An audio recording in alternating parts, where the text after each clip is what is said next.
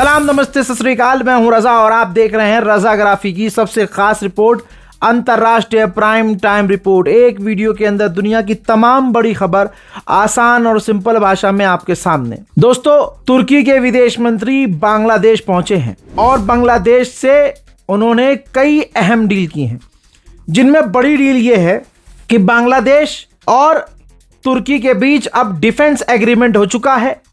दोनों एक दूसरे देशों की रक्षा करेंगे, साथ मिलकर हथियार बनाएंगे। तुर्की बांग्लादेश को हथियार बेचेगा। अब बताओ क्या बचा? भारत के आसपास के जितने भी देश हैं, सबसे भारत की बातचीत खराब है। विदेश नीति की ऐसी की तैसी हुई पड़ी है और भारत के अंदर, हमारे मुल्क के अंदर बेड़ा गर्क अलग लेवल से है, क्योंकि हमारे देश में हिंदू मुसलमान के अलावा मोदी सरकार ने नहीं किया है कुछ भी।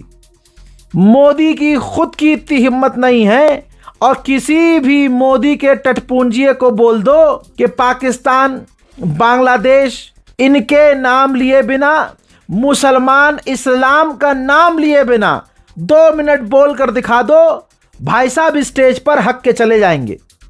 और आज हमारे मुल्क की हालत देखो, जितने हमारे पड़ोसी देश हैं सब हमारे लिए एक तरफ से दुश्मन बने हुए हैं। उधर इंडोनेशिया के भी विदेश मंत्री इस वक्त भारत आए हुए हैं। मकसद उनका यह है कि भारत से ब्रह्मोस मिसाइल खरीदी जाए। इसके अलावा और भी कई अहम मुद्दों पर इंडोनेशिया और भारत के बीच बातचीत हुई है। भारत ने प्रोजेक्ट 18 रिलीज किया है, जारी किया है। इस प्रोजेक्ट के अंडर जितने भी भारत की नेवी में हथियार हैं, चाहे वो वॉरशिप हो, चाहे वो पनडुब्बी हो, सबको वो अपग्रेड करेगा। इन सबको अपग्रेड करने के लिए जिन भी देशों से बात करनी पड़े, जिन भी देशों से पैसे लेकर देकर डील करनी पड़े, करेगा। भाई, चीन का एक युद्धपोत ताइवान के करीब आ गया था, तो ताइवान के कोस्ट गार्ड हिम्मत दिखाते हुए चाइना के उस जहाज से कह रहे हैं कि तुम यहाँ के नहीं हो, इस जगह से बिलोंग नहीं करते हो, तुम हमारी टेरिटरी की तरफ आ रहे हो, इधर से वापस मुड़ जाओ।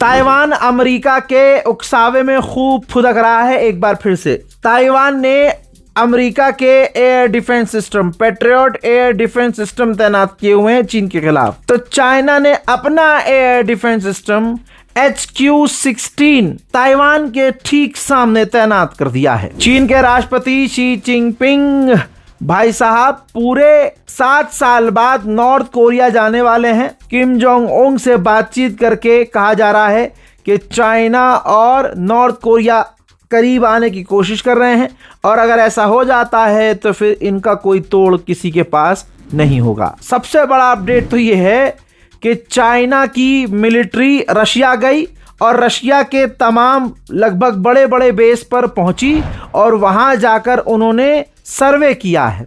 क्या सर्वे किया है, ये चल क्या रहा है, किसी को नहीं पता। लेकिन जब रशिया यूक्रेन से लड़ रहा है, ऐसे में चाइना की फौज खुले में रूस जाती है और तमाम उसके जो सैन्य ठिकाने हैं रूस के, उसका दौरा करके आती है। तो ये एक बड़ी बात है, क्योंकि चीन और रशिया एक हैं और ये दोनों दोस्त ईरान के हैं। मॉरिशस के ज़मीन पर, आइलैंड पर, डियागो गार्सिया पर ब्रिटेन का कब्जा है और अमेरिका सोच रहा है कि उस आइलैंड को ख़रीद लिया जाए, क्योंकि उस आइलैंड पर यानी डियागो गार्सिया पर अमेरिका का बेस है। तो यानी अमेरिका डियागो गार्सिया खरीदने का प्लान कर रहा है। बरतानिया जितना उछलता है, असलियत ये है कि ब्रिटेन के पास सबसे खतरनाक 5 पनडुब्बियां हैं, जो परमाणु पनडुब्बी है और अलग अलग तरह की है और काफ़ी महाशक्तिशाली है। और इस वक्त ब्रिटेन की वो पांचों की पांचों पनडुब्बियां आउट ऑफ सर्विस है, काम नहीं कर रही हैं। नॉर्थ कोरिया के तानाशाह, तस्वीर देखिए, किम जोंग उंग मिसाइल साइट पर, परमाणु मिसाइल साइट पर पहुंचे हैं और वहां जाकर बयान दिया है कि हम अपना परमाणु प्रोग्राम कभी नहीं छोड़ेंगे। मेरे दोस्तों, इंडोनेशिया और फिलीपींस में 9 मैग्नीट्यूड का खतरनाक जलजला, भूकंप, अर्थक्वेक आया है, जिसकी वजह से इंडोनेशिया और फिलीपींस में ज्यादा तबाही मच गई है। बल्कि यूं कहूं, फिलीपींस में ज्यादा तबाही मची है। देखिए तबाही के मंजर।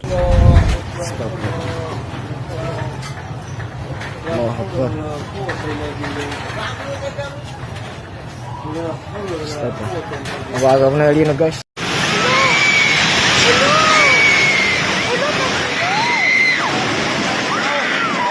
Ano na yung tao dito? Hoy, Lord!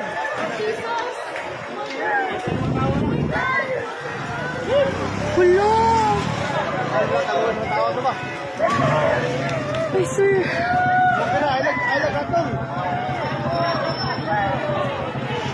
Hulo!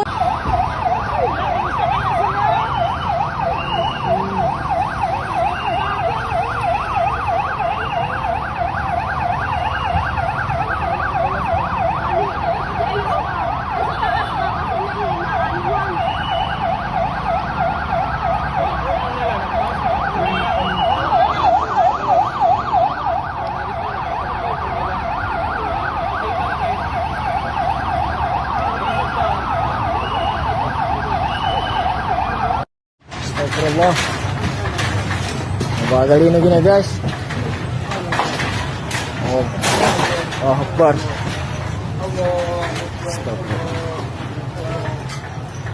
Allah Akbar.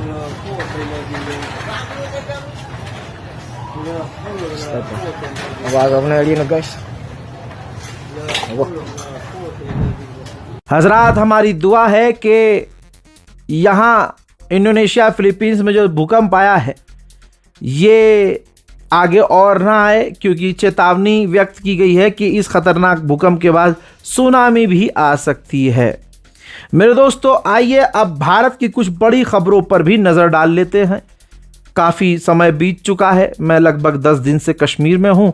आप लोग भी बेचारे परेशान हैं कि रज़ा भाई नेशनल प्राइम टाइम में क्या हो रहा है, हिंदुस्तान में क्या हो रहा है, आप बोल नहीं रहे। तो दोस्तों, हाई कोर्ट ने खुद कहा है, अभी कल कहा था, कि जो यूपी पुलिस है वो कोर्ट और कानून की नहीं है वफादार, वो वफादार है नेताओं की। ये कोर्ट ने कहा है और अभी ये कहा ही था और अगले दिन का ये वीडियो आ गया। गोरखपुर में धर्मेंद्र प्रधान के पुतले के साथ विरोध करने वाले छात्रों को पुलिस ने मारा है, पीटा है और गालियां बकी है। अब आप सोचिए यूपी पुलिस कितनी खतरनाक तानाशाह हो चुकी है। अब आप सोचिए, ये यूपी पुलिस कानून की मतलब पैरवी कर रही है या अपने नेताओं की गुलामी कर रही है। हमारे मुल्क में हिंदू मुसलमान के अलावा कुछ नहीं होता। यकीन जानिए, अगर हिंदू कत्ल भी कर दे तो शोर नहीं मचेगा। मुसलमान के हाथ से अगर हल्का सा गुनाह हो जाए तो भाई बखेड़ा खड़ा हो जाएगा। ये आज हिंदुओं का दोगला चेहरा सारी दुनिया को नजर आ रहा है। हजरात, इस्लाम को गालियां बकने वाले अपने गरीबान में झांकें तो उनको उल्टी आ जाएगी। जरा तस्वीर को देख लीजिए। ये यूपी का कथावाचक है देव महाराज। एक महिला ने, हिंदू ही महिला ने, हिंदू बहन ने इस पर रेप का आरोप लगाया है। बिहार की रहने वाली महिला के मुताबिक 2023 में ये बिहार में कथा करने गया था। उस लड़की से, उस महिला से वहाँ मुलाकात हुई, बातचीत आगे बढ़ी। फिर 2025 में इसने महिला को अयोध्या राम मंदिर के दर्शन के लिए बुलाया। सारे काम राम मंदिर के नाम पे हो रहे हैं भाई साहब, खास कर ये हमारी हिंदू बहनों के साथ जो उल्टी सीधी चीज़ें हो रही हैं। जब महिला अयोध्या पहुंची तो इसने कहा कि उससे शादी करेगा। फिर उसके बाद शादी का ख्वाब दिखाकर उसकी इज्जत लूट ली। फिर कुछ दिन तक शादी की बात टालता रहा। जब महिला ने दबाव बनाया तो मंदिर में शादी की और कुछ महीने अपने साथ रखा और उसके जिस्म को नोचता रहा। इसके बाद महिला को अपनी ही गाड़ी से मायके भेज दिया। बाद में कथावाचक की ओर से महिला को उसका पीछा छोड़ देने की बात की गई। अब महिला ने पुलिस में शिकायत की है और एफआईआर दर्ज हो गई है। कथावाचक इसे साजिश बता रहा है। जब आप सोचिए, आसाराम बापू जब प्रूव्ड हो चुका है कि भाई उसने बलात्कार किया है, उसने इज्जत लूटी है, इसके बावजूद आज अगर उस बाबा के भारत में फैन है और बाबा बेल पर बाहर है और मौज काट रहा है, तो आज की तारीख में जितने भी बाबा हैं वो हिंदू बहनों के साथ जो मर्जी करें, उनको सजा क्या ही होगी। उधर जयपुर के मालवीय नगर में देखिए, मुसलमान पूरी तरह से बेगैरत हो चुका है। मैं आपको एक पहले खबर दूंगा, फिर आगे की बात करूंगा। आपकी स्क्रीन पर ये एक मस्जिद आपको नजर आ रही है। जयपुर के मालवीय नगर में 45 साल पुरानी एक मस्जिद को तोड़ने की तैयारी की गई है। पूरे इलाके को छावनी में तब्दील किया गया है। कोशिश की जा रही है कि सुबह फजर के वक्त अंधेरे में इस मस्जिद को तोड़ दिया जाए, मस्जिद पर बुलडोजर चलाया जाए। प्रशासन का कहना है कि ये कार्रवाई सड़क चौड़ीकरण के नाम पर की जा रही है, यानी सड़क को चौड़ा करना है तो इनको मस्जिद तोड़ना है। हालांकि स्थानीय लोगों ने एक, अब दूसरा वीडियो देखिए, इसी सड़क पे बीचों बीच सड़क के मंदिर है, लेकिन मंदिर को नोटिस नहीं दिया गया है। स्थानीय मुस्लिम समुदाय का दावा है कि मस्जिद की ज़मीन साल 1981 में खरीदी गई थी और उसके तमाम कानूनी दस्तावेज मौजूद हैं। उनका आरोप है कि उसी स्थान पर मौजूद मंदिर को कोई नोटिस नहीं दिया गया है, जबकि मंदिर बीच सड़क पे है, जबकि कार्रवाई सिर्फ मस्जिद के खिलाफ की जा रही है। आप समझ रहे हैं, मोदी है, योगी है इस मुल्क में। बीजेपी असल में विकास नहीं कर सकती, सिर्फ विनाश कर सकती है। और हिंदुओं को 2014 से ऐसा बना दिया गया है, ट्रेन कर करके, जहर पिला पिला के, कि वो बेचारे नौकरी नहीं मांगते। उनके मन में नौकरी, रोजगार, शिक्षा, पढ़ाई, सिलेंडर, महंगाई है ना, एजुकेशन सिस्टम, करप्शन है, बेरोजगारी, अनलिमिटेड बेरोजगार, घर में सारे बेरोजगार। तो जब परेशान होकर सवाल इनके मन में आता है ना, तो तुरंत मुसलमान पर हमला करके मुसलमान की मस्जिद तोड़। देखो देखो देखो देखो देखो देखो हिंदुओं, उधर देखो, हमने मुसलमानों की मस्जिद तोड़ दी। अरे हिंदू, रोजगार, काय का रोजगार? उधर देखो, वो देखो, मुसलमान को हमने जेल में डाल दिया। क्या क्या रोजगार चाहिए तुम्हें? अरे मेरे हिंदू भाइयों बहनों, ये देखो, हमने जो इलाके का नाम मुसलमान नाम पे था, हमने हिंदू नाम पे कर दिया है। देखा विकास? योगी जी, वो अस्पताल में बहुत महंगी दवाइयाँ मिल रही है और डॉक्टर भी सही इलाज नहीं कर रहे हैं। अरे इलाज, अस्पताल, अरे कानून, इधर देखो, ये देखो कानून हमने क्या बना दिया। देखो, आज उत्तर प्रदेश में कोई सड़क पर नमाज नहीं पढ़ सकता, सड़क पर नमाज नहीं पढ़ सकता। देख रहे हो, ये चल रहा है, यही चल रहा है। और मुसलमानों की औकात, मुसलमान अपनी मस्जिद बचा लेगा? नहीं बचा सकता, क्योंकि मुसलमान आपस में पहले लड़ ले, आपस की लड़ाई ख़त्म कर ले। अरे मुसलमान जब एक मदरसे और आलिम दीन को उल्टा सीधा कहने वाले पर एक FIR नहीं करवा पाया, जबकि वो मुसलमान हमारी ही सफ का है, नौजुबिल्ला, वो मुसलमान हमारी ही सफ में खड़ा होकर हिंदूवादी भाजपाई नेताओं की ज़बानी बोल गया।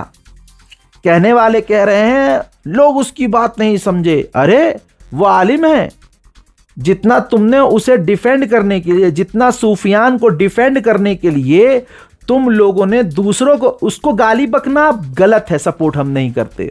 उसके वालिदैन को गाली बकना गलत है, हम सपोर्ट नहीं करते। उसका मकसद शायद पॉजिटिव रहा हो, लेकिन उसके जुमलों ने हमारे उलमाए कराम की तौहीन की है। लेकिन मुसलमान का दोगलापन और गद्दारी मुसलमानों की देखिए कि एक नचनिया, एक शराबी, एक कबाबी ने 4 बात अगर अच्छी कर दी उसमें जहर घोलकर, तो ये दावा कर रहा है, आज का मुसलमान दावा कर रहा है, भाई तुम समझे नहीं उसकी बात को यार, उसने सही तो कहा है। अरे सुअर की झांट, आलिम दीन की पैर की तुम धूल भी नहीं। जिस तरह के वो जुमले आलिम दीन, वो सारे मदरसों को एक ही लाइन में तोल गया। आलिम दीन, अरे आलिम दीन के आगे हम, आप और आप जैसे पता नहीं कितने जाहिल ही रहेंगे। एक शराबी कबाबी बताएगा कि मदरसे कैसे होने चाहिए। मकसद तुम्हारा जो भी हो, वर्ड्स गलत थे, लहजा गलत था, तरीका गलत था। मकसद तुम्हारा जो भी हो भाई, इन्हीं मुसलमानों ने तुम्हें सपोर्ट करके यहां तक, तुम नाच रहे थे किसी की बहन के साथ, किसी की अम्मा के साथ, मुसलमानों ने कुछ कहा, सारा बेगैरत मुसलमान तुम्हें सपोर्ट करता रहा। तुम शराब पी के नाचे और वीडियो बनाकर डाला भी, गुनाह भी किए और छुपाया नहीं, उस गुनाह को डाला सोशल मीडिया पर। इस बेगैरत मुसलमान ने तब भी तुम्हें सपोर्ट किया। तुमने अल्लाह, दीन और पैगंबर के नाम पर इस्लाम टोपी से मजाक नहीं, ये इस्लामी कंटेंट टच करके तुमने मुसलमानों का लाइक और फॉलोवर हासिल किया। और फिर तुम बन गए ज्ञानी कि भाई अब जब मुसलमान सपोर्ट कर रहा है तो मैं मुसलमानों के आलिम दीन से ऊपर हूं भाई, अब तुम्हें पास फॉलोवर है, मैं जो बोलूंगा लोग मानेंगे। हुआ क्या फिर? कुरान पढ़ा है कभी जिंदगी में तुम लोगों ने? फितना डाल दिया उसने कौम में, फितना डाल दिया भाई। हिंदूवादी संगठन ने उसको सपोर्ट किया, उसने, लोग दावा कर रहे हैं कि हिंदूवादी संगठन ने उससे पैसा लिया है, लेकिन मैं इसकी वेरिफिकेशन नहीं करता। मैं कहता हूं उसने स्टोरी लगाई हिंदूवादी संगठन उस की जो आए दिन मुसलमानों को गाली बकता है, हमारे पैगंबर इस्लाम का अपमान करता है। सोचिए अगर उसका सपोर्ट हासिल करके उसकी स्टोरी अगर कोई आदमी लगा दे, तुम किस तरह से उसे मुसलमान मान रहे हो बेगैर? तो सोचो तो सही। चलो ठीक है भाई, वो सब कुछ सही है, तुम्हारे हिसाब से सही है। मुसलमान जो इतनी बड़ी बड़ी बातें करता है, किसी ने एफआईआर करी? कोई मुस्लिम संगठन, कोई उलमाए दीन का संगठन, कोई मौलाना, कोई ये बहुत जिनके सीने में दर्द हुआ कि भाई मदरसों को उल्टा सीधा बोल दिया, इसने मदरसों को उल्टा सीधा बोल दिया, अरे तुमने एफआईआर करी? ऑनलाइन एफआईआर हो सकती है और बहुत जबरदस्त तरीके से हो सकती है कि वो मुसलमान है। मुसलमान पे तो एफआईआर ऐसे होती है, लेकिन किसी भी मुसलमान ने एफआईआर नहीं की। ये मस्जिद बचाएंगे अपनी मुसलमान? अब चलिए आते हैं एक अहम मुद्दे पर। लोग मुझसे पिछले कई दिनों से सवाल कर रहे हैं कि रजा भाई खान सर के बारे में आप क्या कहेंगे, खान सर के साथ जो हो रहा है उस पर आप क्या कहेंगे? और खुदा की कसम, मुझे बोलना होता है तो मैं सबसे पहले बोलता हूं, नहीं बोलना होता तो मैं चुप रहता हूं। मैं खान सर के मामले में चुप था, उसकी बहुत सारी वजह है। पहली वजह ये कि ये खान सर जिसने हमेशा अपना असली नाम छुपाया, और आप सब इस बात के गवाह हैं कि आप सब, हम सब कंफ्यूज रहा करते थे कि ये मुसलमान है कि हिंदू है, लेकिन हम खुश थे कि काम अच्छा कर रहे हैं, छात्रों को फायदा पहुंचा रहे हैं।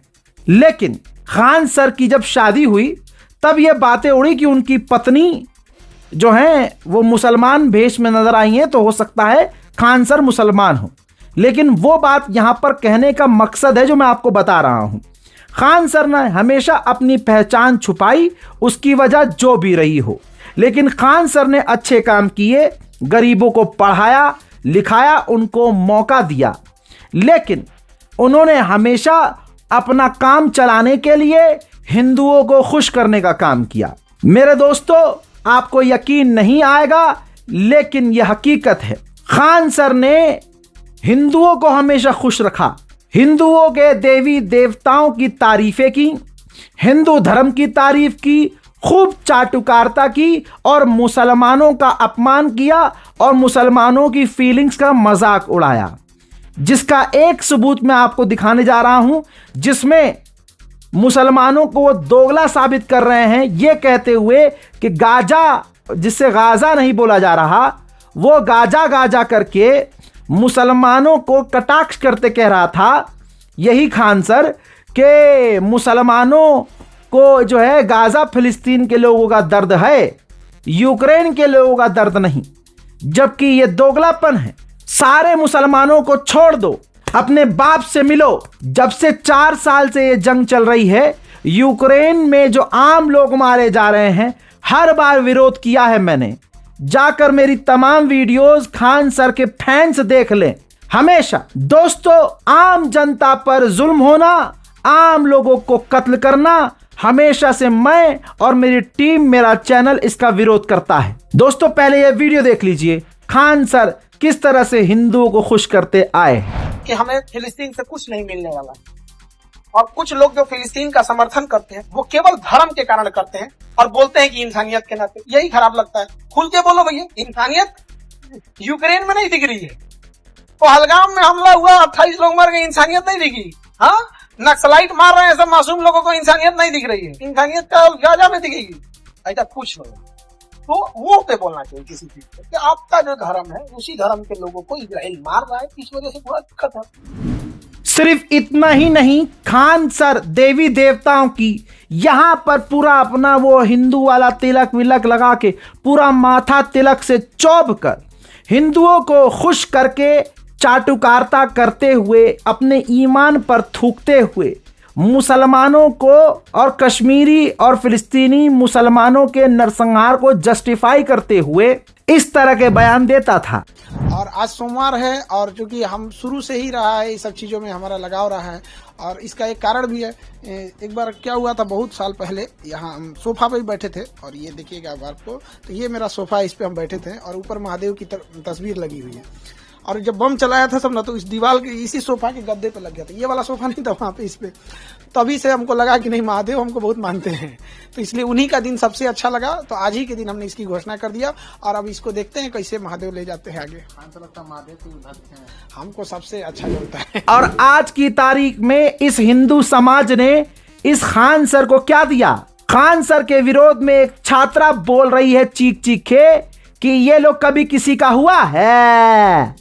मुस्लिम कभी किसी का हुआ है? आज तक कभी नहीं। वो गुरु है लेकिन वो कभी किसी हिंदू का नहीं हो सकते। कैसे इल्जाम लगा रहे हैं हम लोग पे? और वो लड़की यहाँ पढ़ाई करने आई है, माँ बाप उसको पढ़ाई करने भेजा, यहाँ पे वो कर रही है बंटवारा कर रही है कि कौन अच्छा है कौन गलत है। यहाँ तक कि खान सर का करियर भी मुसलमानों को नीचा दिखाकर, क्योंकि अगर एक मुसलमान को गाली बके नीचा दिखाए तो हिंदू उसे बड़ा पसंद करता है। बीजेपी और हिंदू संगठन उसे पसंद करते हैं। एक और वीडियो दिखाऊंगा जिसमें आप देखिए हिंदू और मुसलमान में क्या फर्क बता रहा है ये खान। मैं कभी भी इसीलिए इसकी इस मानसिकता को सपोर्ट नहीं करता, भले ही इसके अच्छे कामों को मैं सलाम करता हूं और इसकी इज्जत करता हूं, लेकिन इसने जो मुसलमानों के साथ किया, ईमान बेचा सो बेचा, लेकिन मुसलमानों को हमेशा नीचा दिखाया। इसके लिए भारत के मुसलमानों को इसे माफ नहीं करना चाहिए। अल्लाह के घर देर है अंधेर नहीं, ईमान का इंसान को पक्का होना चाहिए। ऐसे समाज होते हैं सब, द्वंद समाज बोलते हैं ना। द्वंद समाज एक ही चीज के दो अर्थ होते हैं, उसी को तो बोलते हैं जी। उसमें होता है ना, एक तो सुरेश ने जहाज उड़ाया, मतलब सुरेश जहाज उड़ाया। द्वंद समाज में अब बस इसका नाम चेंज करिए, अब्दुल ने जहाज उड़ाया। सब देखिए लेकिन अंतर हो जाएगा। सुरेश ने जहाज उड़ाया मतलब उड़ाया, और अब्दुल ने जहाज उड़ाया मतलब भड़काया। इसको कहते हैं द्वंद समाज, एक ही शब्द के दो। यही नहीं, ऐसे हजारों इसके वीडियोस हैं जो सर में सरसों का तेल चोभे हुए मुसलमानों को नीचा दिखाता रहा, मदरसे के बच्चों को उलमाए दीन का अपमान करता रहा। एक और वीडियो देखिए। देखिए इसको को कुछ पता नहीं है। बाबू लोग, तुम लोग पढ़ लो, अब्बा के कहने पे मत आओ। अब्बा तो पंचर साटिए रहे हैं, अब ऐसे ही तुम लोग भी करेगा ना तो बड़ा होकर तुम लोग भी पंचर साटेगा लो। तो पंचर मत साटो, वरना तुमको तो पता ही है, नहीं तो कुछ नहीं होगा तो चौराहा बैठ के मीट काटेगा तुम, बकलोल कहीं का। बताइए, ये उम्र है बच्चों को यहाँ पे ले आने का। बैनर से छोटा बेचारा ये है, क्या कीजिएगा। 18-19 को पैदा होने से तो कोने काम आएगा, से कोनो बर्तन धोएगा, कोनो बकरी काटेगा, कोनो पंचर साट, एक दो गो रहे। ऐसे मैं आपको कितने एग्जाम्पल दिखाऊं, आप खुद समझदार हैं। और आपने तमाम इसकी ये वीडियोस और इसका ये कैरेक्टर ये देखा है आपने, किस तरह से मुसलमानों को ये अपमानित कर करके आज खान सर बन गया। लोग कंफ्यूज रहे कि ये मुसलमान है कि हिंदू, लेकिन हिंदुओं को इसलिए पसंद आया ये आदमी क्योंकि ये मुसलमानों को अपमानित करता था, अपनी क्लासों में नीचा दिखाता था। अब दोस्तों, कहाना मैंने नंबर सबका आता है। इसने जिंदगी में अच्छे काम भी किए, उसका कभी विरोध नहीं करूंगा मैं जिंदगी में, उसके लिए मैं इसकी बहुत इज्जत करता हूं। लेकिन जो मुसलमानों को अपमानित करता रहा हो, जो दीन का मजाक उड़ाता रहा हो, उसके लिए मेरे दिल में बहुत ज्यादा सम्मान, इज्जत, ऐसा तो नहीं हो सकता। और वो सुना है ना कि कर्मा है, जो करोगे वो भुगतोगे। अब जिस समुदाय ने इसको सपोर्ट किया, वो समुदाय इससे नाराज तब हो गया जब इसने अच्छे काम करने शुरू किए, अस्पताल खोल दिया। तो ये जो सस्ता अस्पताल खोल दिया, तो ये तो डायरेक्ट सरकार के खिलाफ काम हो गया ना। जो काम सरकार नहीं कर रही है वो तुम कर दोगे तो सरकार को तो बुरा लगेगा ही। ऊपर से भैया अगला भिड़ लिया गोदी मीडिया से। अरे भैया गोदी मीडिया से भिड़ लिए, गोदी मीडिया, वो भी अंजना ओम कश्यप, मोदी की परी है, पापा की परी है भाई। वो उसका काम है, गोदी मीडिया का काम है पापा को डिफेंड करना, सैलरी इसलिए उनको मिलती है।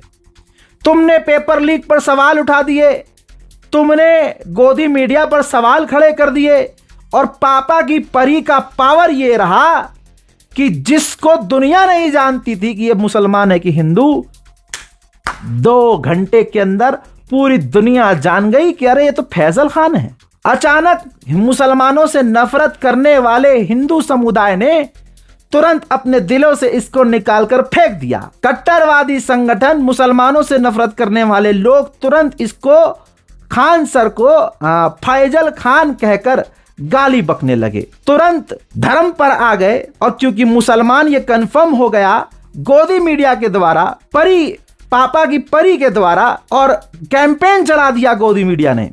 हर चैनल ने खान सर के खिलाफ कैंपेन चला दिया। तो खान सर जीत सकते थे क्या?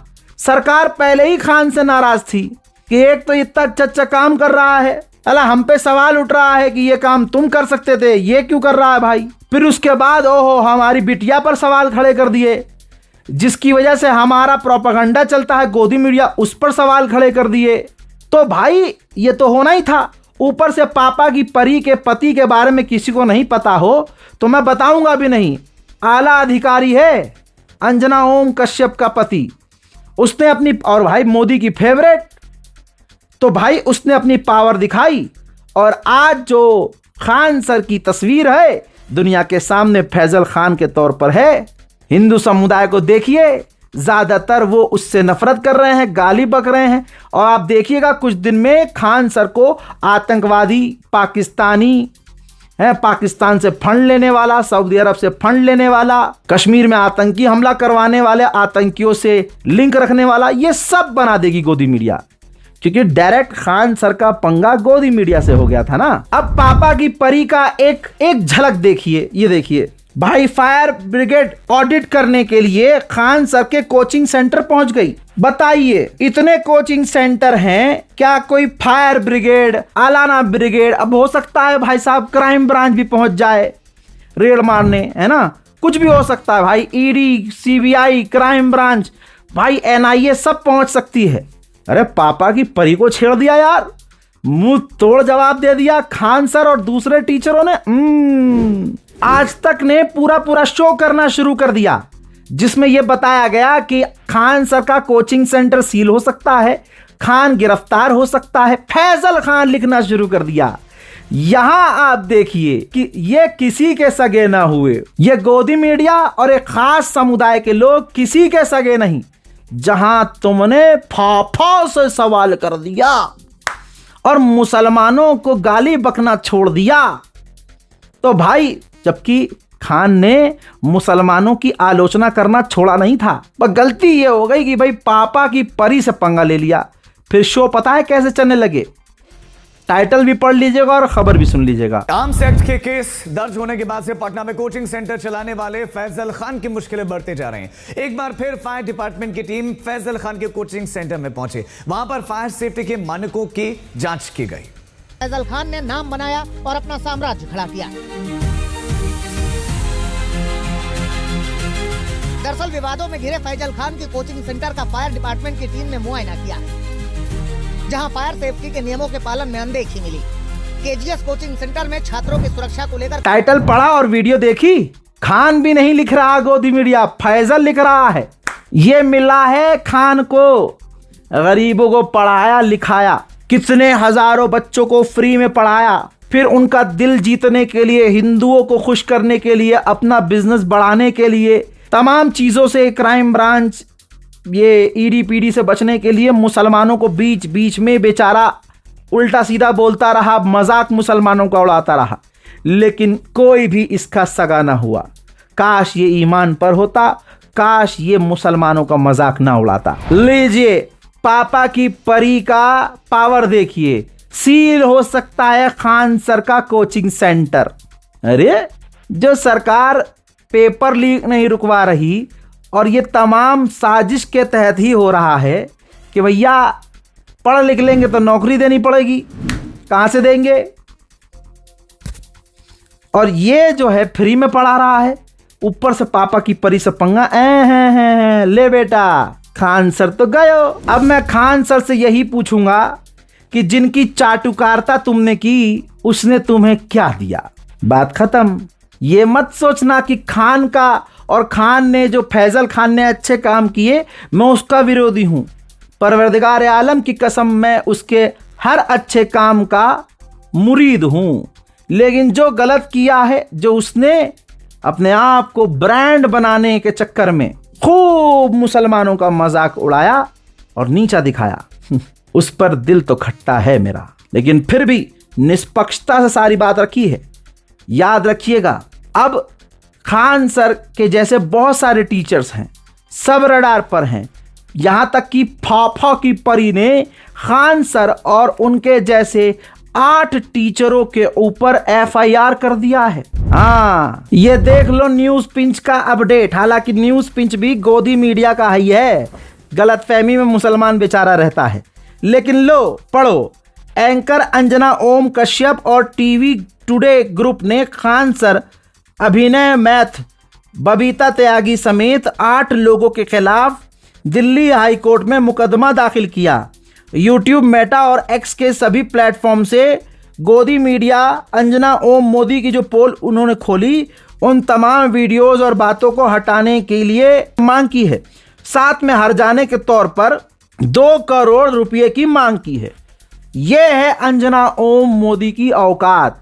खुद के व्यूज नहीं आ रहे थे, जलील हो रही थी, हक बात बोल नहीं पा रही थी, तो दीदी ने उन तमाम यूट्यूबर्स को लपेटे में ले लिया और खुद गई हैं कि आ बैल मुझे मार। यूट्यूबर्स को छपरी बताना, फर्जी बताना, कमाई का जरिया बोल देना, और ये जैसे फ्री में काम कर रही हैं गोदी मीडिया में। ये पापा से पैसा नहीं ले रही हैं। मोदी सरकार की प्रवक्ता बन के एंकर के रूप में ये जो प्रवक्तागिरी कर रही हैं, ये पैसा नहीं ले रही हैं, फ्री में काम कर रही हैं। ये कंडोम के ऐड से लेकर, शिलाजीत के ऐड से लेकर, और न जाने कितने सट्टे जुए के ऐड करके इनके चलता है ना, इधर ऐड चलता है, फिर इधर ऐड चलता है, हैं? तो ये फ्री में करती हैं ऐड, हैं? ये पैसा नहीं लेती हैं। खैर, बेतुकी बातें हैं। खान सर को वही मिला जो उन्होंने बोया। मुसलमान खामोश रहे इस पर तो ज़्यादा बेहतर है। जिनका मामला है भाई वो खुद देख लें। मुसलमान पहले से ही इनकी बातों से आहत है, हम माफ नहीं कर सकते। दूसरी बात, लोग कह रहे हैं रजा भाई आप कॉकरोच जनता पार्टी को किस नज़र से देखते हो? तो देखो भाई, मैं सपोर्ट करता हूं क्योंकि उसमें छात्र पीड़ित हैं, लेकिन मुसलमानों को ट्रस्ट इशू है। हमें इतना धोखा दिया गया है कि हमें इतनी जल्दी यकीन नहीं होता। यह बात क्लियर दिमाग में रख लेना। मुसलमानों को सभी ने धोखा दिया, चाहे वो कांग्रेस हो, चाहे वो बीजेपी हो, उसका तो क्या ही कहना, चाहे वो आम आदमी पार्टी हो, सबने ही धोखा दिया।